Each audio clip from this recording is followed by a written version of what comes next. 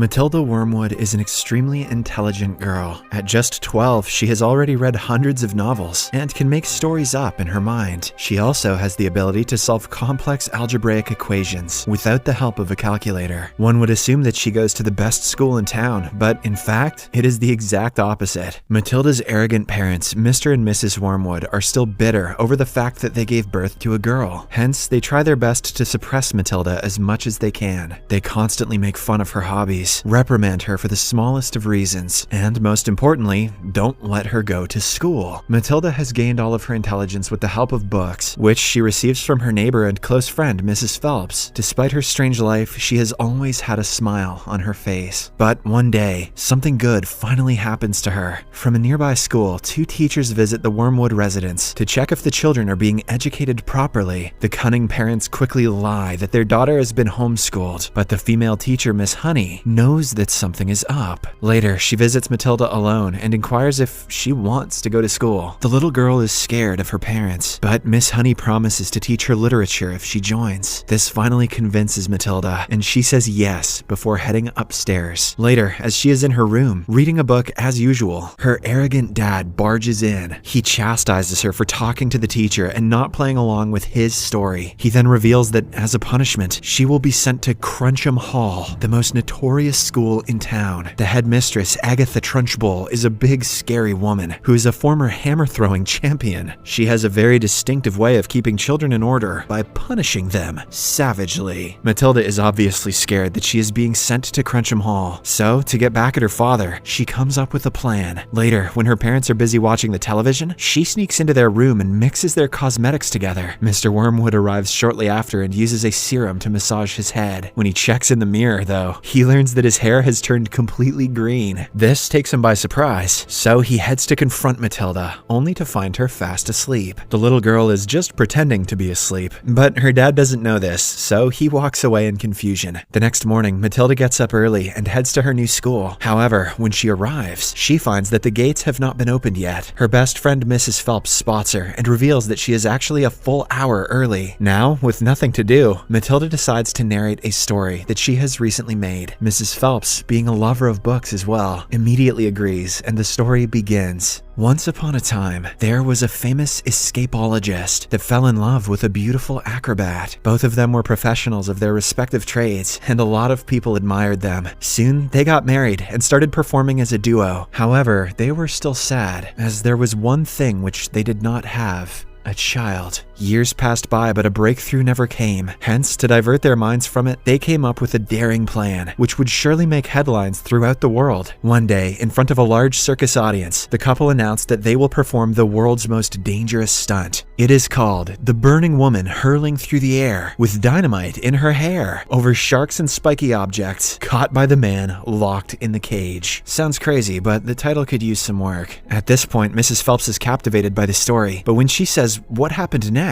Matilda says, "I don't know." Since she has a habit of making up stories, she will need time to think about the rest. Just then, the gate finally opens and Matilda, along with another new girl, gets inside. There is a large statue of Mrs. Trunchbull throwing a hammer ball at the entrance. As the two girls look around the place in awe, suddenly, the other students welcome them with a musical number. Oh God, no. They mention that the school is like a prison and that there is no escaping it. One can run, but they cannot hide from the vicious headmistress that is Mrs. Trunchbull. She will make sure that all the students are beaten up and straightened out before they graduate. After a while, Matilda finally reaches her class, and by coincidence, it is being taught by none other than Miss Honey. Unlike Mrs. Trunchbull, she is an empathetic and kind woman who loves to be with children. As the classboard is filled with algebraic equations, which the seniors wrote at night, Miss Honey asks Matilda to polish it off. However, instead of cleaning it with a duster, the little girl starts solving the equations. Miss Honey is left in complete and utter disbelief when she sees that Matilda has solved every equation correctly. Realizing that she is not a normal girl, Miss Honey inquires what else she does in her free time. Matilda replies that she reads novels, like The Lord of the Rings. Hearing this, the entire class is astounded too. After the class is over, an impressed Miss Honey decides to approach the headmistress and tell her about Matilda's talent. Then we finally get a first look at Mrs. Trunchbull. She is a giant woman who wears an army uniform, even at school. There are several trophies in her room that amplify how good a hammer thrower she was. Miss Honey nervously tells tells her about the new girl, but as expected, Mrs. Trunchbull is not interested. She doesn't want to give any students special attention and certainly does not want to educate them. All she desires is punishing the students and making their lives miserable. Sounds like a musical number, no?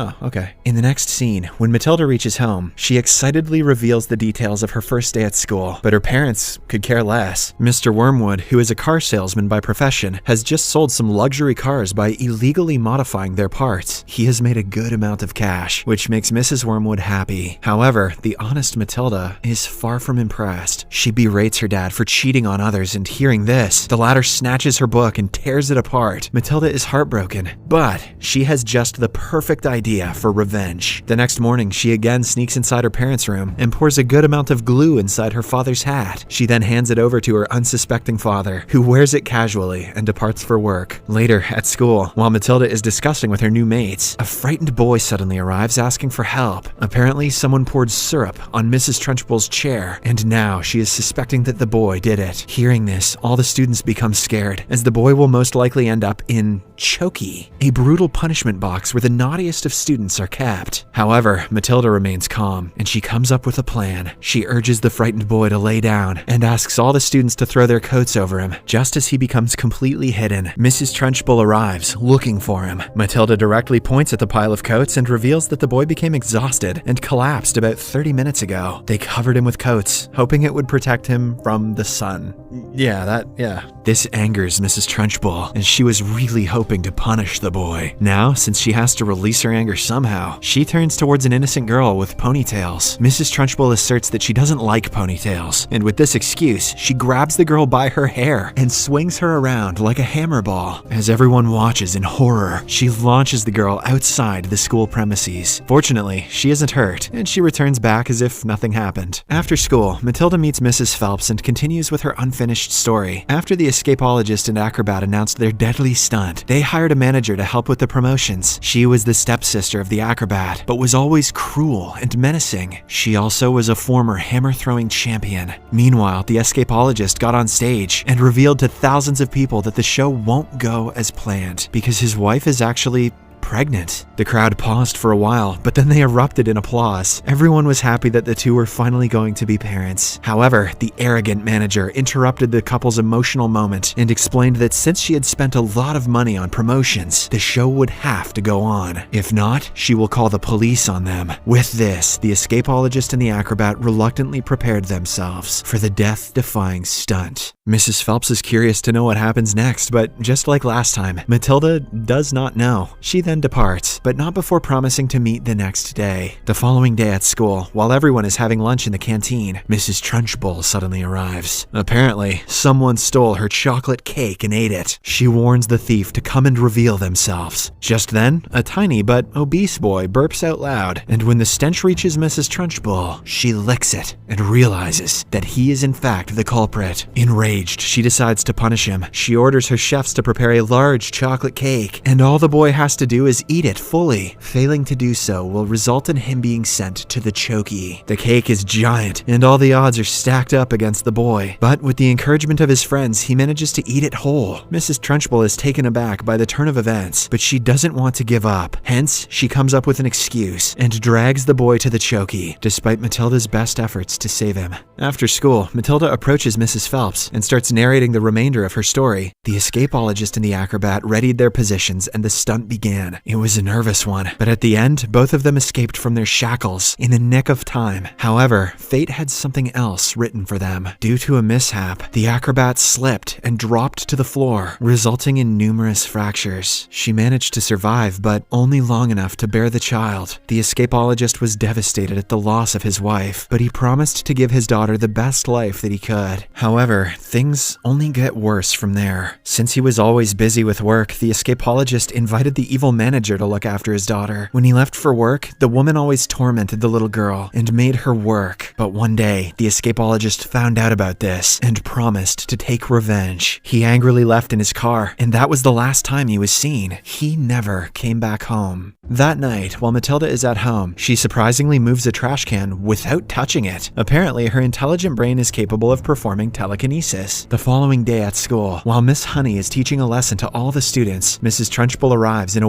weird uniform. She declares that today, phys ed, or physical education, classes are going to take place. Hearing this, all the students become scared, but Mrs. Trunchbull leads them to a field with a weird musical number, which only glorifies how she became a champion in the past. After a while, they arrive at the field, which turns out to be a brutal camp. There are barbed wires, high fences, and even mines. The students will have to cross the entire thing without any rest. Matilda is left speechless by the cruelty, so she comes up with a plan. She asks her friends to drop her pet newt inside Mrs. Trunchbull's water glass. The latter obliges, and when the cruel headmistress sees the newt in there, she becomes enraged. She tries punishing every student on sight, but a fed-up Matilda stands up to her and calls her a bully. She then picks up the same glass using her telekinesis powers and smacks Mrs. Trunchbull in the head with it. At the same time, the cheeky newt sneaks around inside her knickers and starts moving around. This is enough to send the arrogant headmistress running to her office. And after all the students are gone, Matilda calls Miss Honey and displays her newfound powers. This surprises the teacher, but she promises to keep it a secret. Later, the two walk home together and talk about their hobbies and interests. As their bond grows stronger, Miss Honey invites Matilda to her home. It is a small cottage in the middle of a forest. Matilda inquires about her parents, and Miss Honey reveals that she doesn't have any. She was an infant when her mom passed away, and her dad disappeared years later. She was left in the care of her cruel step-aunt, who cunningly took her home away and left her to rot in this house. When Matilda hears this, flashes of the escapologist and the acrobat come to her mind. Then it finally dawns on her that the story she was narrating is in fact a real one. Miss Honey is actually the daughter of the escapologist and the acrobat. Now she is even more hell-bent on exacting revenge against the cruel headmistress. Matilda wants to defeat her and retrieve Miss Honey's home, but when she reaches home, her parents deliver some bad news. The faulty cars that Mr. Wormwood sold were actually discovered, and now the mafia is after them. So the entire family will be moving to Spain the next day. Matilda cries tears of sorrow as she hears this. She doesn't want to leave, but she has no other choice. The next day, however, she decides to attend school one last time. In a dark room, Mrs. Trunchbull has summoned all the students for a spelling competition. The rules are simple. If someone makes a spelling error, they will be punished inside the choky box. She then brings out one of these boxes, and it is revealed that it has razor-sharp thorns in it. Soon, the competition begins. Initially, some students give correct answers, as Miss Honey has taught them well. But then, Mrs. Trunchbull brings up a long word that doesn't even exist. When a kid fails to answer, she starts dragging her to the choky. But just then, the other students start revolting. They purposely give wrong answers, believing that Mrs. Trunchbull cannot punish all of them at once. But to their horror, the cunning headmistress has several chokies set up in place. Just when it appears that all students are going to get punished, Matilda decides to take matters into her own hands. At first, using her powers, she writes on the board and warns Mrs. Trunchbull to go away. When the latter doesn't listen, Matilda joins some nearby chains and makes a large humanoid figure out of them. The towering figure destroys all the chokies one by one, leaving Mrs. Trunchbull stunned. Then, Matilda uses her next move. She binds Mrs. Trunchbull's hair into two ponytails and starts swinging her with the help of them. The next second, the arrogant headmistress is launched out through the ceiling. That's how you solve your problems.